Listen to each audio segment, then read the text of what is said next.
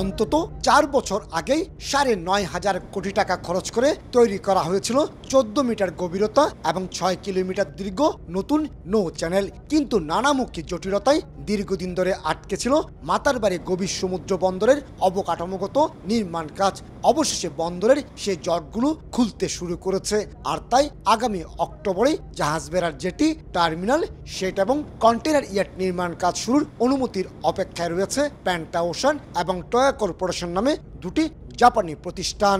মাতারবাড়ি টার্মিনালটা যখন হবে তখন আপনারা জানেন যে এখানে প্রায় ১৩ থেকে ১৪ মিটার ড্রাফটের জাহাজ আসবে। এখানে প্রায় বর্তমানে আমরা চিটং পোর্টে মাত্র ১০ মিটারের ড্রাফটের জাহাজ আনতে পারি এবং প্রায় ২ থেকে ২,৫০০ টিউজের বেশি যেগুলো ক্যারি করতে পারে না এই সমস্ত জাহাজ। তো সেখানে আমরা আশা করছি ৭ থেকে ৮,০০০ টিউজ কন্টেইনার নিয়ে জাহাজ আসতে পারবে। তো এটা একদিক দিয়ে দেশের অর্থনীতিতে একটা ভালো অবদান রাখবে। ১৭,০০০ কোটি টাকার এই মাতারবাড়ি প্রকল্পের প্রথম পর্যায়ে সিভিল ওয়ার্কে খরচ হবে ৫,৫০০ কোটি টাকা, যন্ত্রপাতি কেনা হবে ৯০০ কোটি টাকার, আর অবকাঠামোগত উন্নয়নে খরচ হবে ৬,৫০০ কোটি টাকায়।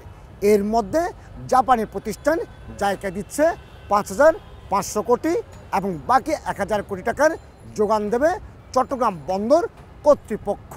মাতারবাড়ি গভীর সমুদ্র বন্দরে ৪৬০ মিটার দীর্ঘ একটি ডেডিকেটেড কন্টেইনার জেটি এবং ৩০০ মিটার দীর্ঘ অপর একটি মাল্টিপারপাস জেটি নির্মাণ করা হবে। এছাড়া থাকবে অন্তত ১০,০০০ কন্টেইনার ধারণ ক্ষমতার একটি টার্মিনাল। ২০৩০ সালে ১১ লাখ এবং ২০৪১ সালে ২৬ লাখ কন্টেইনার হ্যান্ডেলিং লক্ষ্যমাত্রা নির্ধারণ করা হয়েছে মাতারবাড়ি গভীর সমুদ্র বন্দরে। লজিস্টিক্স হাবকে আরও কার্যকরী করতে গেলে বন্দরের কার্গো হ্যান্ডলিং এবং কার্গোর ক্যাপাসিটিও বাড়াতে হবে। তো সেটার জন্য আমাদের যে কার্গো হলো আসলে কিং অফ দিস আপনার পোর্ট, তো এখন এই কার্গো থেকে আসবে, কার্গো ওখান থেকে জেনারেট করতে হবে। তার জন্য আমাদের ওখানে ইন্ডাস্ট্রিয়াল বা ম্যারিটাইম ম্যানুফ্যাকচারিং হাব লাগবে। বন্দর হিসেবে কাজ শুরু করার আগে যেমন বিদ্যুৎ কেন্দ্রের জন্য আনা কয়লা বোঝা অসংখ্য জাহাজ ভিড়েছে মাতারবাড়িতে, তেমনি সুযোগ সৃষ্টি হয়েছে পুরো এলাকায় পরিকল্পিতভাবে শিল্পায়নের। মাতারবাড়ি বন্দর হবে এই অঞ্চলের বন্দর, এই অঞ্চলের একটা বন্দর যেটা হবে ডিপসি পোর্ট, এবং বাংলাদেশের অর্থনীতি ডিপসি পোর্টকে প্রয়োজন বলেই মাতারবাড়িতে এটা করা হচ্ছে।